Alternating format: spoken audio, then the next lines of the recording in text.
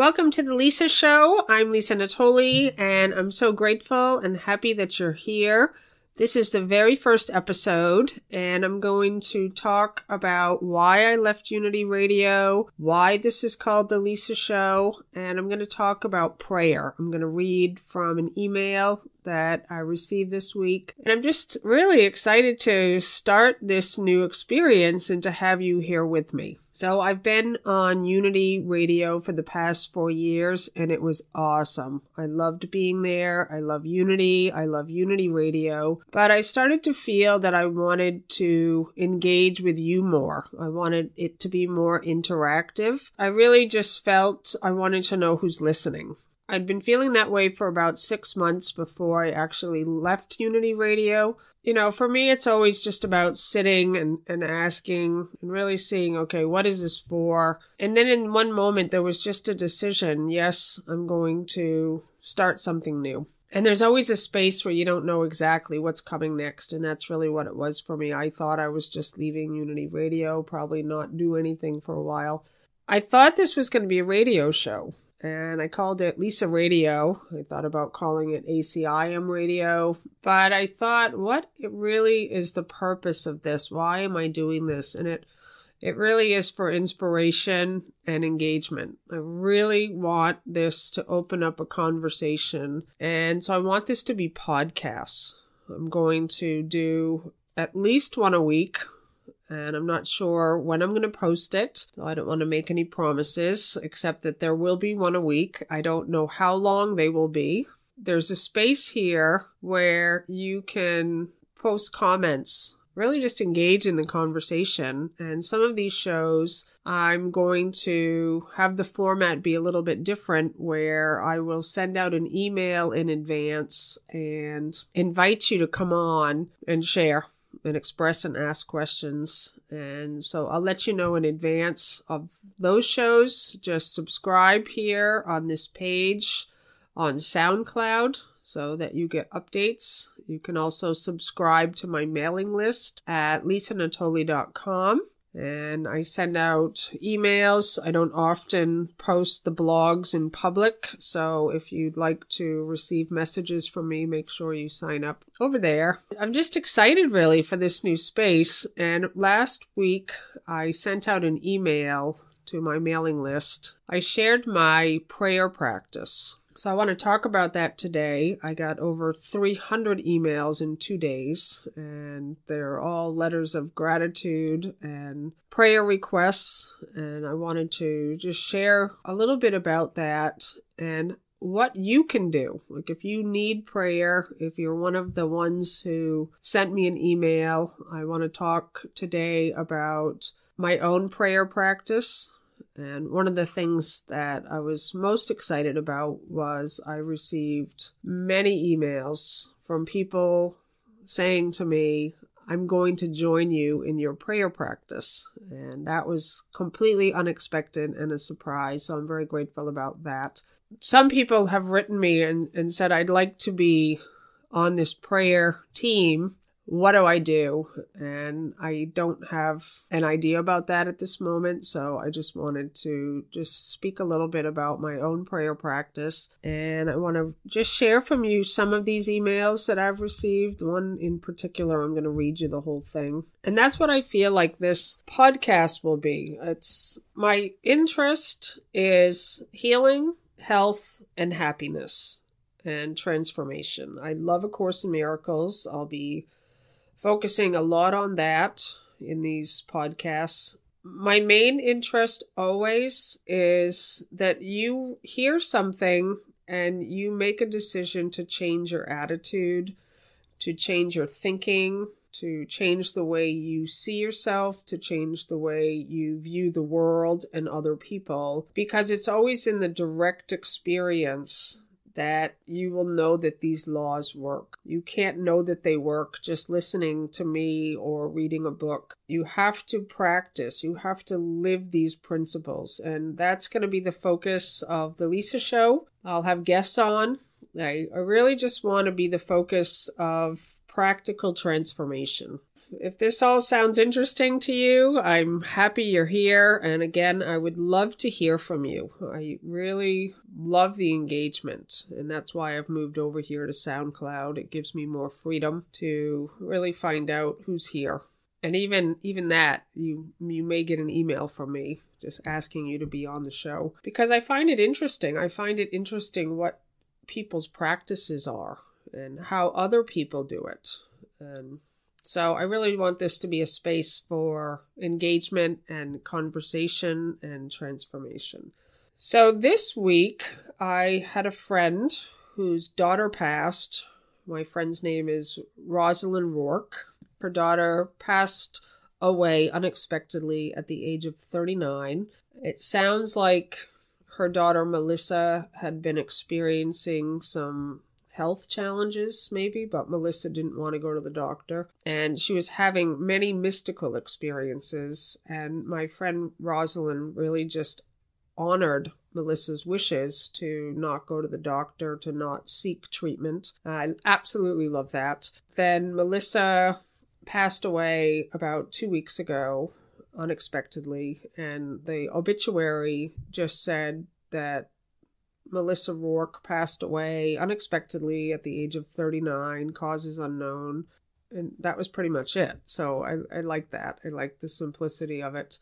I love Rosalind's attitude throughout the whole thing. And what she said to me was that one of the books that was very similar to her daughter Melissa's experiences is a book called Angels in My Hair by Lorna Byrne. And I immediately ordered the book in that instant from Amazon, and it arrived 2 days later. And I started reading it. I have not been able to put it down. I actually paused it. I've picked up another book in the last couple of days because I don't want this book to end. And I was coming very close to the end of Angels in My Hair. And I just love this book so much. It's this woman's experience. I think she calls herself an Irish mystic. And her experience with angels. And she tells story after story after story of her encounters with the angels. And she can physically see them. She can physically see people who have passed from the body. I love the message in there. It's a message of hope. It's a message of knowing that there are beings with us. We can't see them. They're invisible. She says that many of the angels are unemployed. They want to help, but they need our invitation to come.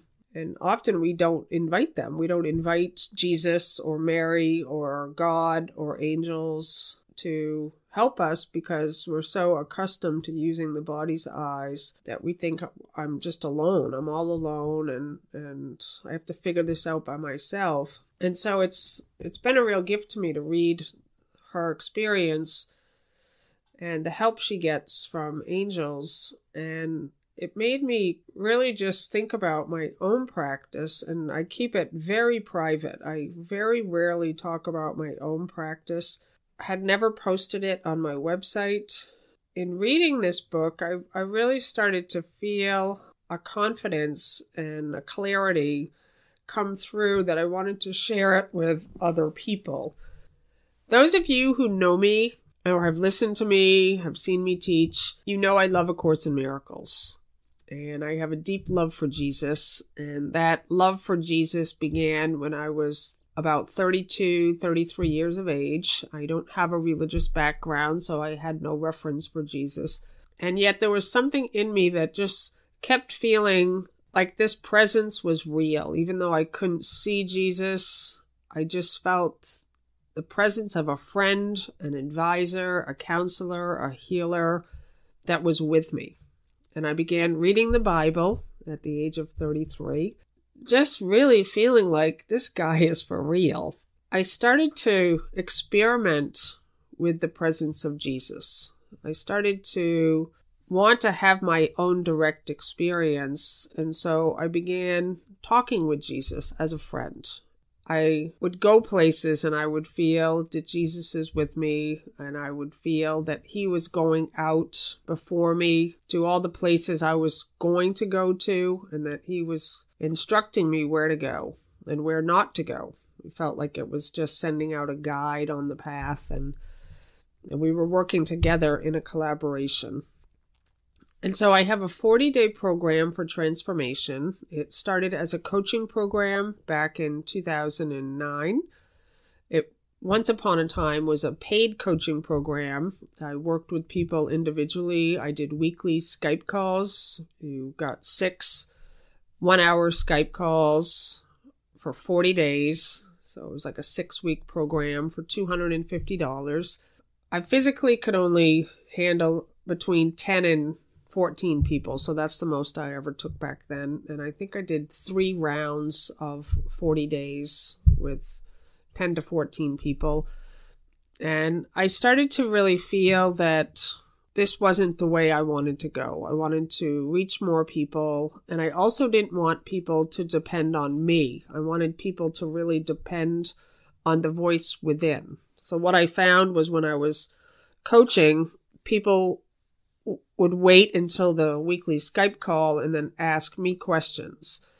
And I really felt like I don't want people asking me questions for the answers. I don't know. Like, how would I know? But you know. You have the answers within. And so what I did was I stopped the coaching. I really got clear guidance that this is not something I wanted to do. And then I got the idea that I wanted to offer it for free. I did that. I created a new 40-day program with new videos. I didn't really tell anybody what I was doing behind the scenes, but my idea is that when people signed up for the 40-day program, it indicated their willingness for change. I really felt that when people signed up for that program, they were ready for a new life. And that's all the invitation that's needed for change to occur. I don't know how to physically help anyone. I know that there is one with me, though, that knows how to heal. And so what I did in the beginning, I used to offer the 40-day program 3 times a year, January, May, and September. It's now available all the time, but in the beginning it was 3 times a year. That first group was like 287 people.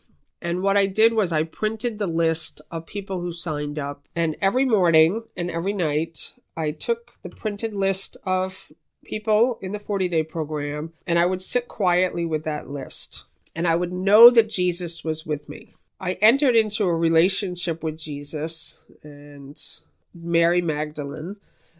I said, okay, here's these guys, and they all want help, and I'm available if you need me to speak. If you need to work through my body, I'm here, and I will do or say anything. Just show me. I ask your help for going into their lives and speaking to them directly and giving them a healing. Like whatever they're asking for, just be with them and inspire them and uplift them and really show them the way. Show them they're not alone. And thank you so much. And that was really my practice. That's all I did. And that was what I consider my prayer practice. It was a space of gratitude and joy and certainty. I knew that everyone was going to receive a healing. I know that some people are very blocked and closed to healing. And so I knew that for some individuals, it was going to be difficult to get through. But I just kept holding that space for everyone. And I started getting lots of emails from people saying, I love this program. My life is so different. I know I'm not alone. And so that's how it began. That's really how I started working with Jesus and Mary. And I've never been able to see them, but I know that they're here. I know they're everywhere. They're not separate from us.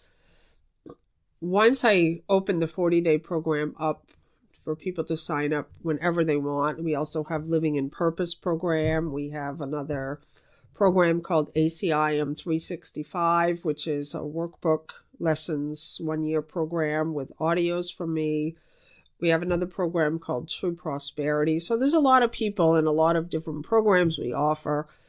And so now, instead of printing the list, I just sit quietly, morning and night. I usually have my morning practice around 7 a.m., and it's usually 1 to 2 hours. I just am there, and it's me and Jesus and Mary. And then I do it again at night. And it's not like I'm trying to accomplish anything. It's just a space of listening and gratitude and joy and availability and knowing that there is accomplishment. That's really the important thing. And the availability part, that I'm just always alert to if I need to do anything. And sometimes someone's name will pop into my head. Like, I read the Facebook groups, I glance in there every day. I don't always respond, but I do see the messages. I do see what's in there. And sometimes someone's name will pop up in my mind, and I'll know that I'll need to respond to them. But otherwise, I'm really just doing it on the mind level. It's just this place of knowing that what goes on in my mind is being felt and experienced in everyone's mind. And I just trust in that. And I can see that it works. I can see from the emails that I receive that there is a light that connects us all. And when you ask for healing, that you do receive it. And then it's just a matter of accepting it. So in reading Angels in My Hair, I started to feel I wanted to share my prayer practice, and I wanted to invite people to ask for prayer. And I wrote a page on my website, lisanatoli.com. It's called Prayer. It's at the top navigation bar. You can go there and read what it says. And I invited people to write to me, and I was very clear. I said, I'm not going to be responding back to these emails, but I know that for many people, it's a powerful way to express your desire, to put it in writing and send it. And I do read the emails. I read them all, and I love it. It's amazing to me to see how many people are open to this idea of healing and angels and Christ and God.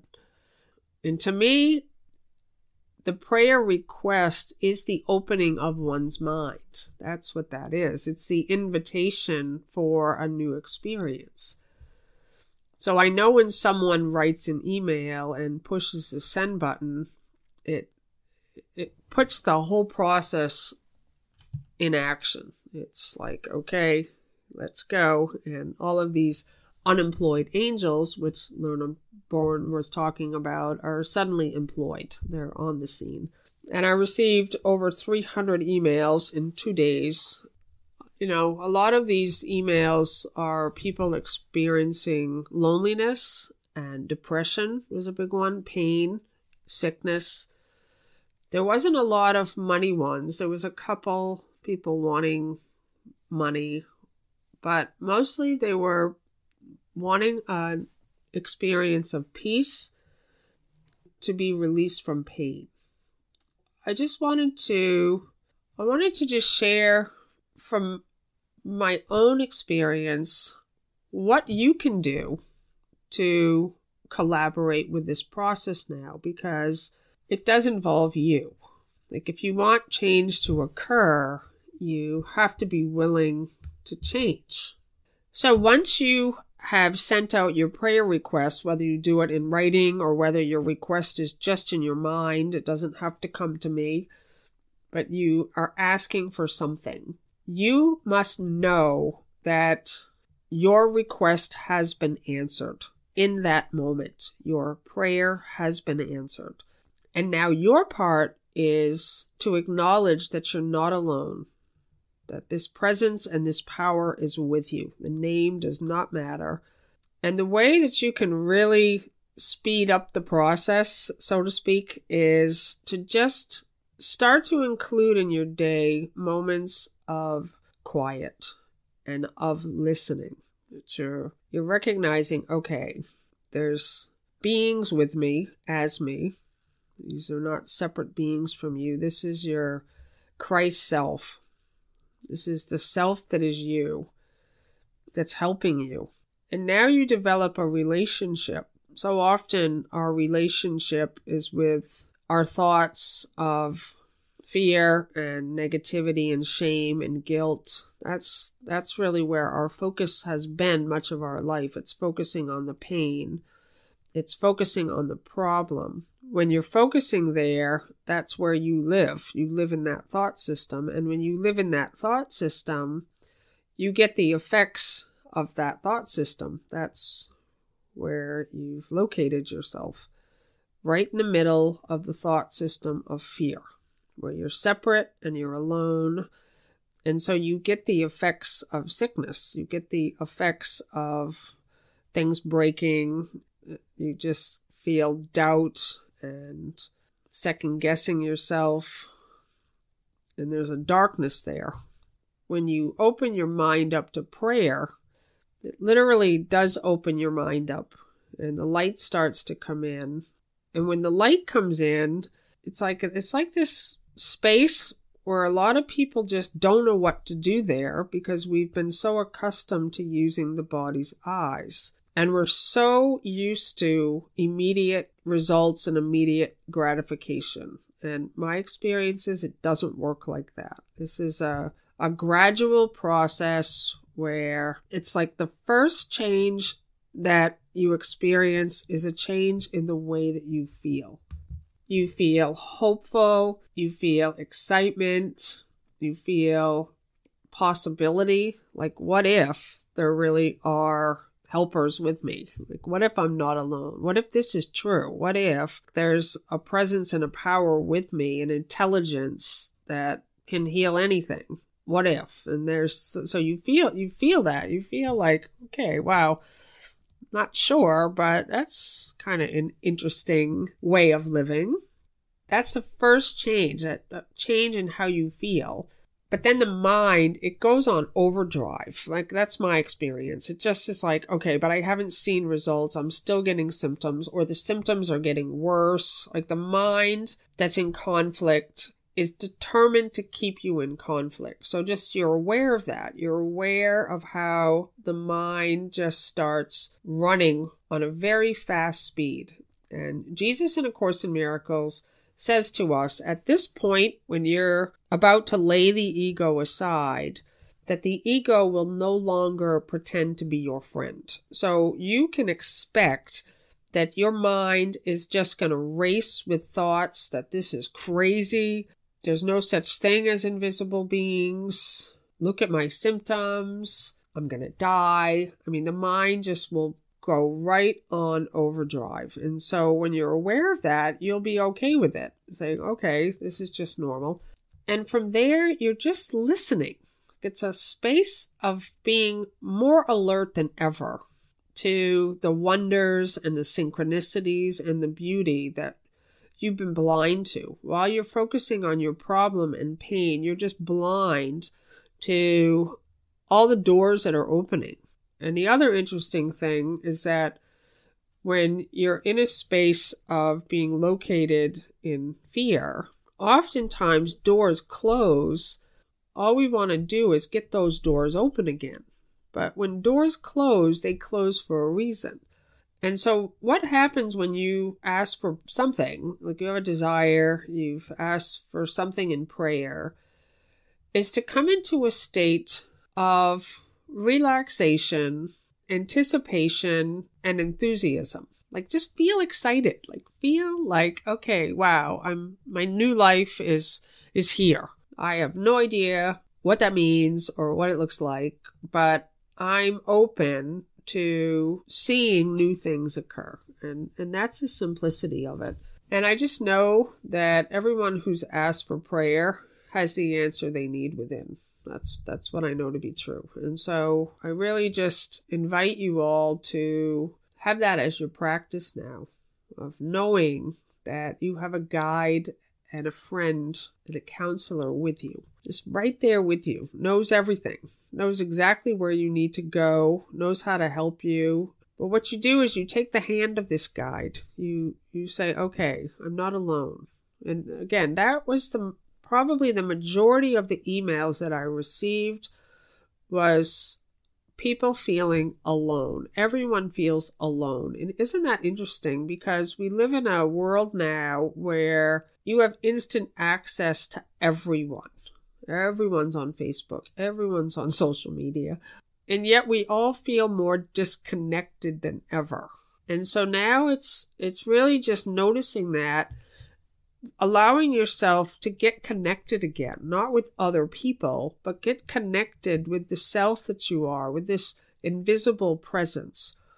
And what Jesus says in A Course in Miracles is you cannot see this invisible presence, but you will see the effects. You will see what the Holy Spirit is doing in your life. You will see it physically. You will see your body changing. You will respond with health. Your relationships will all begin to transform. Everything starts to change.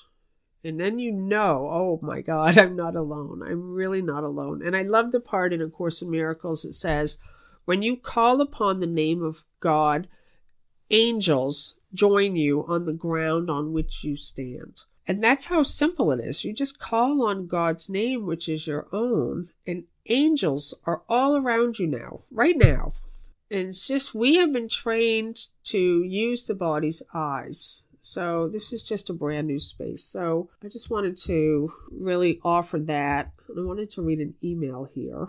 It says, "Hey Lisa, I felt to write to you today. I watched the Friday Course in Miracles class yesterday." So this was a Friday class I did where I invited people to name their false self. And you can find that video on the Teachers of God Foundation website. It's also on my YouTube channel, Lisa Natoli. And she says, "I'm so grateful as it was like receiving a missing link.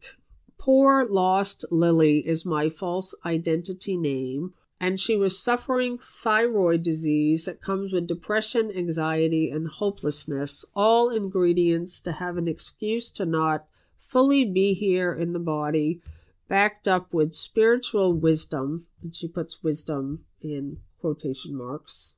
"I spent 5 months at Muji's ashram last year, suffering most of the time, frustration and anger when I came home, falling deeper into sickness, not understanding how it is possible to see, feel, experience the truth so deep and then still be so miserable.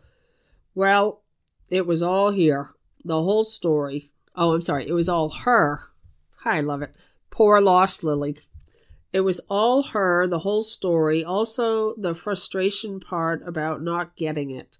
Thank you, Lisa, for the reminder. We imagine the problem and the struggle of finding a solution. It is pretty amazing, actually.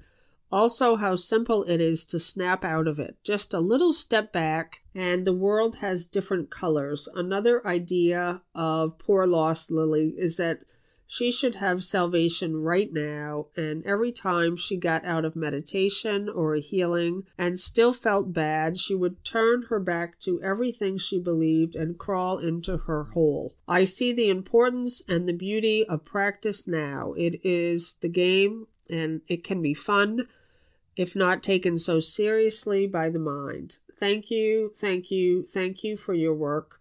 Thank you for reminding us to trust. I somehow started to take walks with Jesus or driving with him.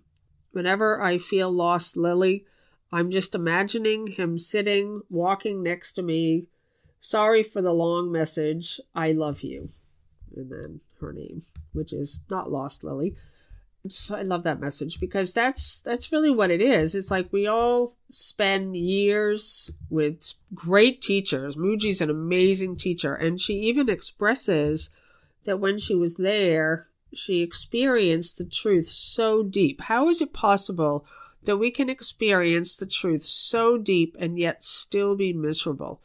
How can we have dedicated our life to a spiritual practice or following a teacher or giving all our stuff away and moving into a community? How can we still be miserable? And I love how she expresses it. Like she's recognizing it's just was that thought system and how simple it is to just snap out of it. And I love that she's saying about trusting and that she's taking walks with Jesus now. She's driving her car with him. Whenever I feel lost, Lily, I'm just imagining him sitting, walking next to me. I love that.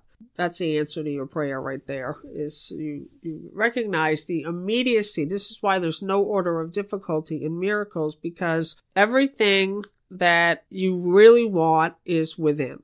You're not alone. It's all just been a big story that we made up to keep ourselves in conflict. How easy it is to just snap out of it.